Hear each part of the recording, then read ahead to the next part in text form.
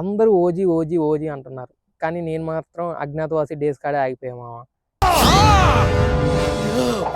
ఎందుకంటే as a TFI లవర్‌గా ప్రతి హీరోకి మనకొక మెమరీ ఉంటది. అంటే ఈ హీరో సినిమా ఇట్లా మా ఫ్రెండ్స్ అందరం కలిసి ఎంజాయ్ చేసినాం అని ఒక మెమరీ ఉంటది.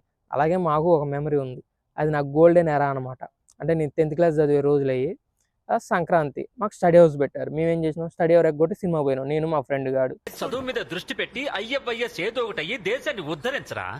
అయితేనేమో ఫస్ట్ షోకి టికెట్లు అయిపోయినాయి. సెకండ్ షోకి ఏమో ఇంటర్వెల్ తర్వాత నుంచి ఇస్తా అన్నారు. సరే అని ఆడ గేట్ కాడ నిలబడి ఉన్నాం. కట్ చేస్తే మా ఇంగ్లీష్ సారు, బయాలజీ సారు ఇంకోసారి బండి మీద వచ్చారు. మా ఫ్రెండ్ గారిని పూర్తిగా చూశారు. నేను స్వెటర్ వేసుకున్నాను. నన్ను చూసి చూడనట్టు చూశారు. ఇక ఉరుకు వాడు నేను వెంకట్రామ థియేటర్ కాడ నుంచి కృష్ణ థియేటర్ దాకా ఉరికినాం. వాడు ఎటుండో నాకు తెలీదు, నేను ఎటుండో వాడికి తెలీదు. వాడు ఎటుండా అని ఎతుకుతా ఉన్నా. కట్ చేస్తే కృష్ణ థియేటర్ ఎదురుగా ఓ బేకరీ ఉంటుంది. ఆ బేకరీలో కూర్చొని ఎగ్ పఫ్ తినుకుంటా కూర్చోండు.